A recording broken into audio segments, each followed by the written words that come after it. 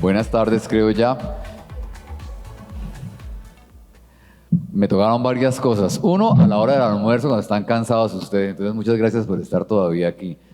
Dos, después de la doctora María Teresa Palacio y además cuando está temblando. O sea, que creo que nunca me había tocado una conferencia con estas tres condiciones.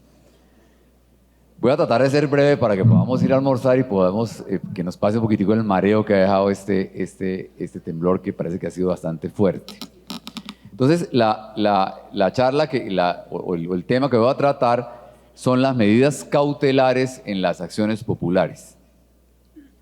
Y antes de iniciar, yo quería simplemente hacer referencia a una obra, que es la obra del profesor José Esteve Pardo, un español que me parece que es un excelente tratadista en materia de regulación y de medio ambiente, pero simplemente hay un libro del año 2009 de él que se llama El desconcierto del Leviatán, que trae dos temas que me parecen muy importantes simplemente compartirlos, ¿cierto? Un primer tema, él indica que las constituciones políticas actuales en materia de investigación científica, lo que contemplan es el principio de libertad en la investigación científica. Y él dice, ese principio está bueno para la época de Galileo, ¿cierto? Pero hoy a nadie le van a hacer nada por hacer una investigación científica, ¿cierto? Hoy los estados deberían tener en cuenta que la investigación científica la mueve el mercado, que quien realiza realmente, quien paga la investigación científica son las empresas interesadas en vender sus productos. Luego eso depende más del interés del científico de investigar qué ocurre con algún producto, le interesa más es el tema del mercado, ¿cierto? Y entonces, digamos que a partir de esa información, además quería simplemente hacer ese comentario, ¿cierto? Y un segundo punto, él a partir de ahí dice que los abogados somos autistas, que no vimos lo que pasa en el mundo, ¿cierto? Y un segundo punto que me parece que plantea que es muy importante, y es que dice que los abogados seguimos buscando la certidumbre en la ciencia. Cuando en la etapa de la posmodernidad, en la etapa actual, ¿cierto?, la ciencia es una fuente de incertidumbre. Él cita un premio Nobel de Química que dice, en su obra dice, a final del siglo XX dice, el fin de la certidumbre. Hoy, repito, la ciencia no genera certidumbre, sino genera incertidumbre, y él se pregunta si podemos hacer una teoría jurídica que se base, en lugar de basarse en la certidumbre, que se base en la incertidumbre. Entonces yo quería simplemente hacer esa introducción para decir que voy a dividir la conferencia en tres partes para referirme a las características particulares de la acción popular, luego a las características particulares de las medidas cautelares y por último a las del medio ambiente, punto en que me voy a referir a dos temas que me parece que son muy importantes, que son las características de la regulación y del principio de precaución. Entonces, también lo tomo del derecho positivo español. Los españoles tienen una norma que me parece a mí muy interesante que dice que estas acciones constitucionales son funciones no jurisdiccionales atribuidas a los jueces en garantía de derechos. Entonces fíjense que cuando la normativa española hace esa precisión, está diciendo la acción, me refiero a la tutela también, pero me refiero a la acción popular. En la acción popular el juez no desarrolla una función estrictamente jurisdiccional, desarrolla una función de garantía de derechos, que es una función distinta. La función típicamente jurisdiccional es la de resolver conflictos interpartes en una sentencia que hace tránsito a cosa juzgada. Esa es la función, digamos que típica o con materialidad de la jurisdicción. Pues en una acción popular el juez no tiene dos partes. El actor popular no tiene derechos subjetivos ni tiene un demandado. El actor popular representa a la comunidad si partimos de las partes simplemente, tenemos un actor popular, tenemos un demandado que es la persona que el responsable de la vulneración y una autoridad encargada de proteger el derecho, que serían las tres personas o las tres entidades o partes más importantes en la acción popular. Entonces uno diría, se plantea de una manera distinta la acción popular. El juez aquí no va a resolver un conflicto, no va a reconocerle un derecho al actor popular. Luego, esa visión, a mí me parece que uno de los problemas graves que tenemos cuando abordamos esto es que volvemos miramos la acción popular con los lentes del juez y además con el lente del juez administrativo, y entonces pensamos en nulidad, en acciones, cuando la función del juez aquí en realidad debería mirarse de una manera distinta. Me parece que para arrancar, por ejemplo, uno diría el pacto de cumplimiento. Fíjense que el pacto de cumplimiento aquí le estamos dando características de una conciliación, como si fuéramos a aprobar una conciliación en dos partes, cuando el pacto de cumplimiento no es eso. El pacto de cumplimiento, yo pregunto puntualmente si el demandado, el encargado de vulnerar el derecho, ofrece un pacto de cumplimiento para mejorar, para suspender la vulneración del medio ambiente, y lo acepta la autoridad encargada de protegerla, ¿el accionante puede oponerse a eso? ¿O el juez debe aprobarlo? O sea, el juez, los derechos de quién defiende allí. Obvio que las normas y además la jurisprudencia ha dicho en esto, porque en esto yo pienso que burocratizamos la acción, la procesalizamos, o sea, pensamos allí. Entonces, lo que ha dicho la jurisprudencia del Consejo de Estado es, no, en la acción popular, el pacto de cumplimiento, el comité de conciliación tiene que dar también el certificado si está conciliado o no, y volvemos a eso, un proceso igual, común y corriente. Entonces llega el señor allá, no tengo autoridad del comité de conciliación, y hacemos igual que hacemos en todas las acciones, sin hacer ninguna diferencia entre que esto es una acción distinta de la anterior. Me parece que eso debería modificarse, y creo que hay otro punto que hay que tener en cuenta aquí, y es que la ley, porque es un punto importante para hablar de acciones de medidas cautelares y de medidas cautelares autosatisfactivas que garanticen el derecho desde el principio, porque yo creo que tiene que ver con la duración del proceso. La medida cautelar se justifica legalmente cuando tenemos procesos de larga duración. La ley dijo, la acción popular debe durar 30 días. 30 días es el término para garantizar un derecho vulnerado o para suspender la amenaza de un derecho vulnerado. Entonces, si uno tuviera por lo menos ese marco legal, debería decir que habría que mirar de una manera distinta el tema de las acciones populares. En segundo lugar, me refiero a las características particulares de las medidas cautelares en general y en particular. Yo rápidamente quisiera hacer una evolución de qué pasó en Colombia con las medidas cautelares. Todos sabíamos que en la época del Código de Procedimiento Civil, el único proceso que admitía medida cautelar era el proceso ejecutivo. El proceso ejecutivo, que vamos a garantizar la efectividad de la sentencia, entonces cabía la medida de embargo y secuestro en el proceso ejecutivo. En los procesos declarativos, excepcionalmente, cuando había derechos reales, había el tema de la inscripción de la demanda, pero todas esas medidas eran medidas para garantizar la efectividad de la sentencia. Y partían de que yo empezaba el proceso con un título ejecutivo, o sea, no era un proceso en que iba a declarar, sino que iba a hacer efectivo un título, a hacer efectivo una letra de cambio, una sentencia. O sea, yo no iba a discutir el derecho, sino de que desde que iniciaba tenía un título. Entonces, como iba a ejecutar, pues cabían las medidas de embargo y secuestro, y además estaban perfectamente reguladas. Estaban perfectamente regulados cuál es la caución, cuánto puedo embargar, estaban perfectamente reglamentadas las medidas cautelares. ¿Cómo empieza a cambiar eso? Empezamos a abrir un poco, empezamos en las modificaciones de la legislación civil a permitir en los procesos declarativos medidas cautelares.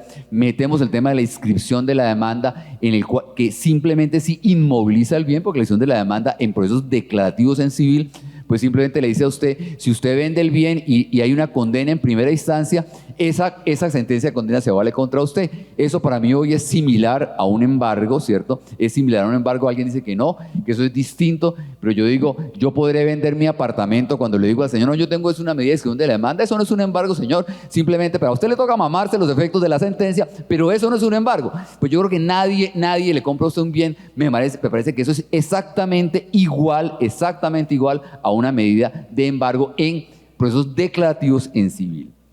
Y a partir de ahí me parece que hay un cambio que es muy importante en la legislación, y es el admitir las medidas cautelares innominadas y las medidas cautelares autosatisfactivas. Yo quiero decir que en el mundo del derecho procesal, las grandes controversias entre el garantismo procesal y lo que se llama el activismo procesal, uno de los temas fundamentales, una de las pruebas de oficio y otro de los temas fundamentales son las medidas cautelares innominadas y autosatisfactivas.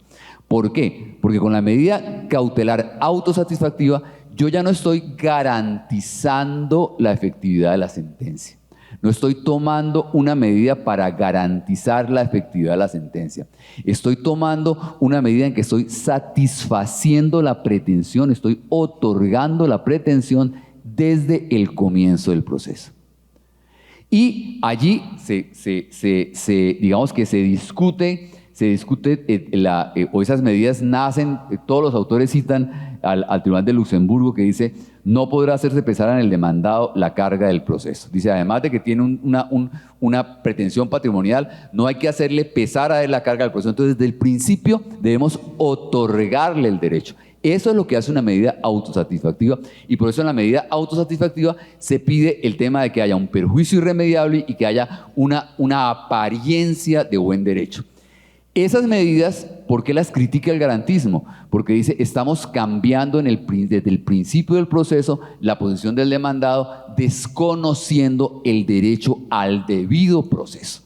O sea, estamos cambiando la situación de derecho del demandante. O sea, el demandado es el que tiene una situación de derecho tranquila, y a partir de ahí le otorgamos una medida cautelar en la cual le modificamos la situación de hecho y le hacemos pesar la carga de la mora del proceso. En lugar de al demandante, se la hacemos pasar al demandado. Entonces, la gran discusión está sobre el tema de si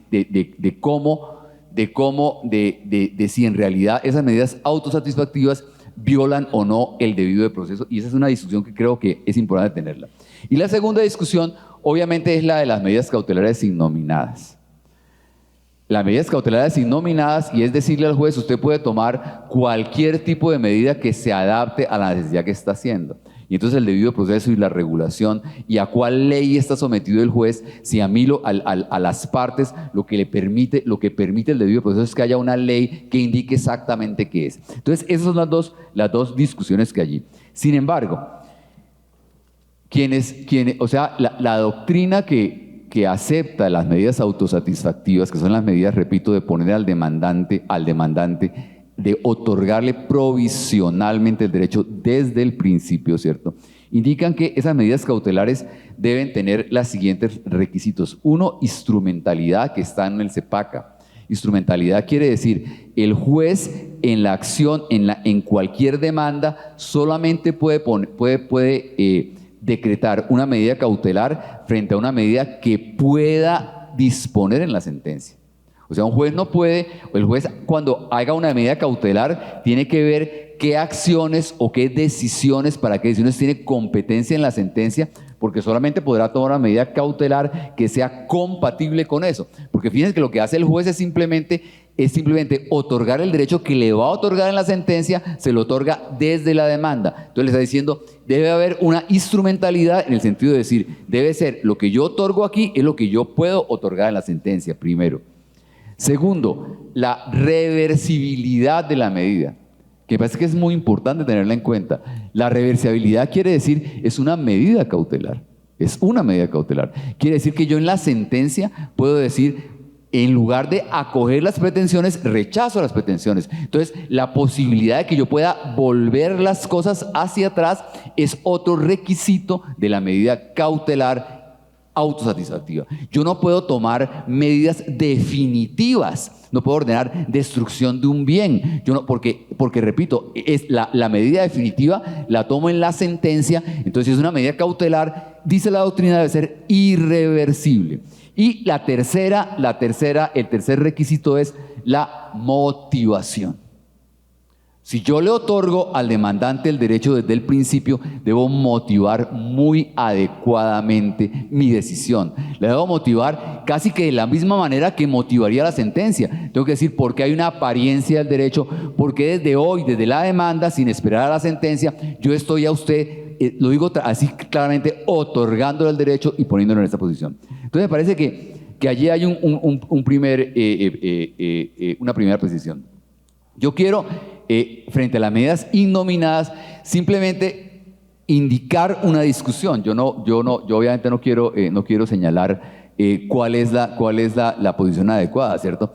Pero en la Corte Suprema de Justicia, ¿cierto?, se ha dado la discusión relativa a si las medidas nominadas, por ejemplo, previstas para los procesos ejecutivos, como la medida de embargo y secuestro, pueden tomarse como medidas innominadas en un proceso declarativo o en una acción popular.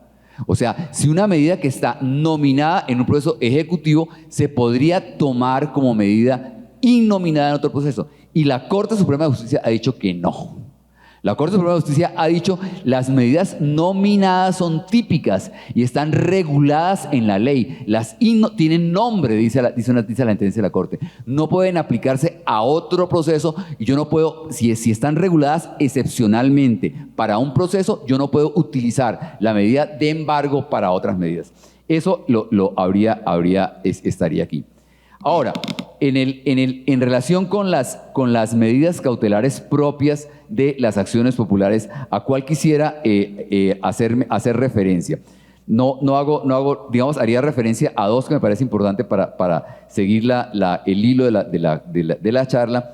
Una dice lo siguiente: obligar al demandado a prestar caución para el cumplimiento de cualquiera de las anteriores medidas previas. Dice, ordenar que se ejecuten los actos necesarios cuando la conducta potencialmente perjudicial o dañina sea consecuencia de la omisión del demandado.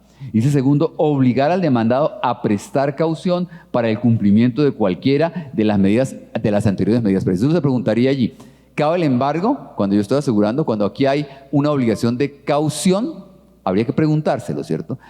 Aplicamos la teoría de la Corte de lo que es nominen y no. Y ahora, ahí hay un tema que habrá que dilucidar cómo se resuelve, ¿cierto? Es posible que la caución sea una medida muy adecuada para las medidas cautelares. Uno piensa que si a quien se le impone una caución de cumplir determinadas obligaciones, como a un contratista, lo obligamos a que una compañía de seguros asegure el cumplimiento de esa obligación, como a cualquier contratista que debe cumplir y que si no cumple la obligación de hacer, a la compañía de seguros debe asegurar esa obligación. Podría, digamos, ser eso. Y la segunda, eso podría ser y puede ser adecuado, es para simplemente dejar la inquietud, ¿cierto? Y la otra pregunta es, ¿cómo funciona la caución? ¿Cómo funciona la caución? Porque la caución en las medidas ejecutivas de embargo en el Código de Procedimiento, en el Código General del Proceso, funciona como una contracautela. Funciona cuando a mí me ponen el embargo, la caución en realidad lo que sirve es para evitar el embargo o para evitar la medida cautelar. Entonces la pregunta es, ¿uno le puede imponer a alguien la obligación de constituir caución? ¿Y cómo hace si le dice usted, lo obligo a que pague tanta plata, ¿cierto? Yo digo, no tengo plata para pagar la caución o la póliza. ¿De qué manera se puede lograr eso? Con medidas combinatorias, con un embargo posterior. Pero esto de la caución es un punto que habría que mirar, porque sí puede ser muy particular, muy importante, pero habría que mirar cómo se puede realmente hacer cumplir esa medida de la caución. Me parece que otro punto que es fundamental aquí es saber que en las acciones populares para decretar medidas cautelares por disposición expresa del CEPACA deben aplicarse las normas del CEPACA. Y lo dice así expresamente. Luego hay que tener en cuenta, y yo simplemente aquí quisiera hacer referencia a que hay una obligación de motivación especial, una motivación de mirar cuál es de hacer una ponderación entre el interés general e el interés particular en el CEPACA, y simplemente quisiera hacer una referencia a lo que dice el CEPACA en la motivación que hace. Dice: respeto de la autonomía y responsabilidad de la administración. Dice: si la medida cautelar implica el ejercicio de una facultad que comporte, ojo, elementos de índole discrecional, el juez o magistrado ponente no podrá sustituir a la autoridad competente en la adopción de la decisión correspondiente, sino que deberá limitarse a ordenar su adopción dentro del plazo que fije para el efecto en atención a la urgencia o la necesidad de la medida. Este es un principio de deferencia con la administración, de respeto al Ejecutivo. Le está diciendo, cuando la medida sea discrecional, usted no puede tomar la medida. Usted lo que le tiene que decir es a la autoridad administrativa: dentro del plazo perentorio que yo le fijo, está aquí.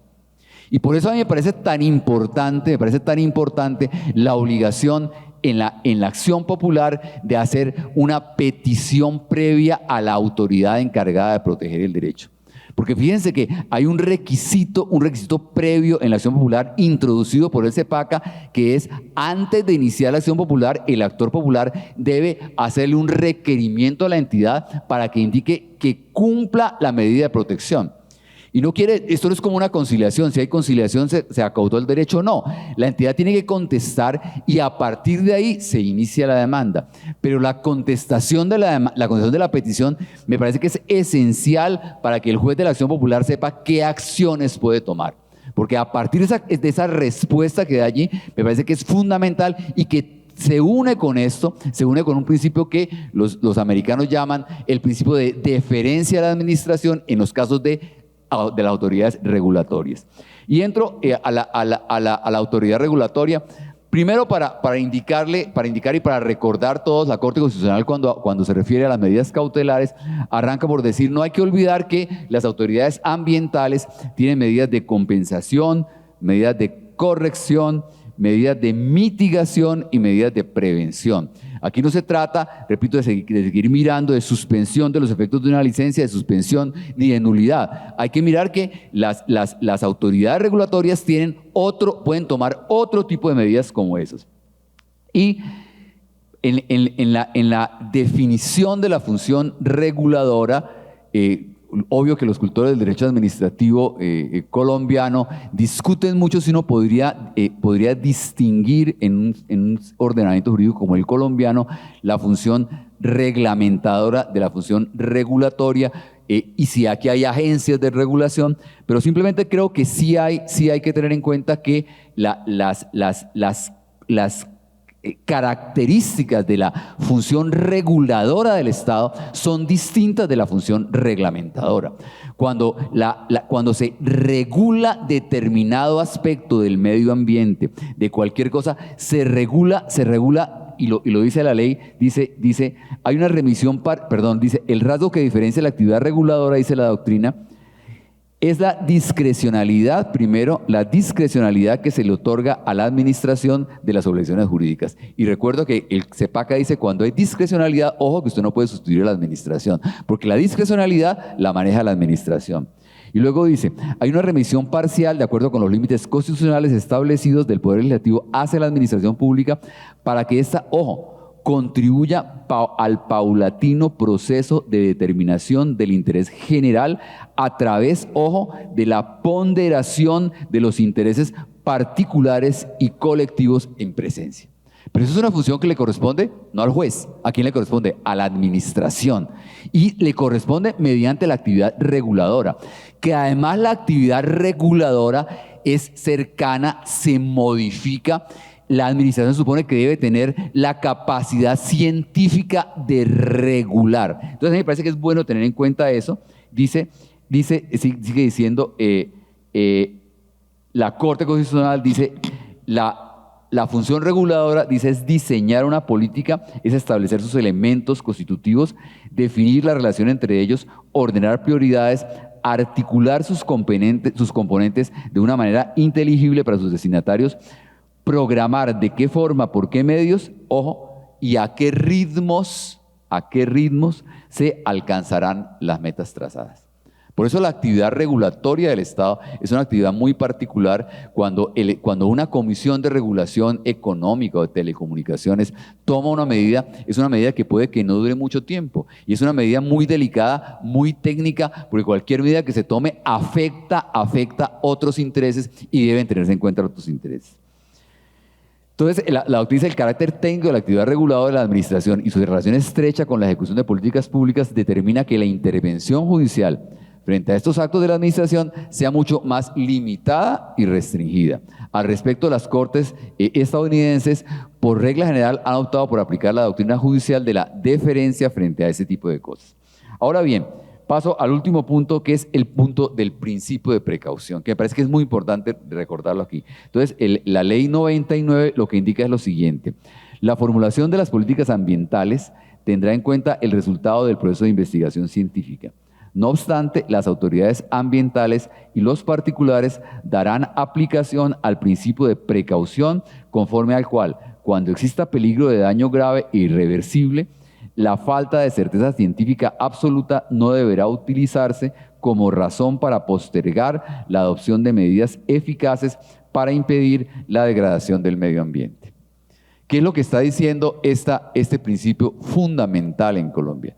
Lo que dice el principio de precaución fundamentalmente es que cuando se regule por vía general o por vía particular un derecho a la explotación de cualquier producto, a la realización de cualquier actividad que tenga riesgos, lo que está diciendo, si hablamos en términos de derechos, es que eso no le otorga un derecho adquirido, un derecho inamovible al titular al que está ejerciendo ese derecho. Está diciendo que en virtud del principio de precaución, si surten investigaciones que lo pongan en riesgo, lo que está diciendo es esas investigaciones le permiten a la administración suspender el acto administrativo, suspender la licencia, le permiten modificarlo o hacerlo. Y a mí me parece que hay un ejemplo que da este párrafo que me gusta mucho, que lo leo rápidamente sobre ese punto. Dice, las medidas regulatorias que se adoptan sobre un herbicida se modulan en función del conocimiento científico que se tenga sobre sus riesgos, un herbicida. Tal vez en un primer momento pudo autorizarse como riesgo permitido con los conocimientos de los que se disponía en el procedimiento o la fase de decisión sobre su aceptación o rechazo. Pero luego la fase de gestión del riesgo, durante la utilización controlada del herbicida, se amplía el conocimiento, advirtiendo claramente un nivel de riesgo superior al que se conocía cuando se autorizó. No se habría aceptado como riesgo permitido de haberse conocido los riesgos reales que ahora se han hecho visibles para la fase de gestión. La medida regulatoria que entonces procede es la retirada del herbicida o la fijación de un régimen de utilización confinada con determinadas cautelas. Son medidas adoptadas en función del conocimiento y no en ejecución de determinaciones legales que no pueden producirse con esa concreción y esa mutabilidad. Entonces fíjense que ese derecho puntual lo que está diciendo es la reglamentación no puede establecerlo de manera concreta ni de manera inmutable. Está diciendo el principio de precaución lo que autoriza es suspender la actividad, modificar la actividad sin que haya un derecho del titular a decir me violaron el derecho adquirido. Ese es el principio de precaución y eso es lo importante. Y no hay que mirarlo con la perspectiva del derecho administrativo ni con la perspectiva del juez administrativo. Aquí no se trata ni de anular un acto ni de suspender los efectos administrativos de un acto porque el acto era ilegal. No, aquí no hay un problema de legalidad. Aquí hay un problema de que el incremento de la ciencia, la modificación de la ciencia, evidencia un riesgo ambiental superior por ese producto. Eso obliga, o eso le permite a la administración, a la agencia reguladora, a la autoridad reguladora, le permite tomar las medidas que debe tomar. Fíjense, y no tiene que revocar el acto administrativo, ni pedir el consentimiento del demandado, como tenemos todos aquí en la cabeza el CEPAC, el código metido. No, o sea, no se trata de mirarlo con eso, se trata simplemente de decir, el principio de precaución consagrado en la ley tiene ese efecto. Eso es lo que quería decirles hoy, simplemente para tener en cuenta esas consideraciones legales. Muchísimas gracias.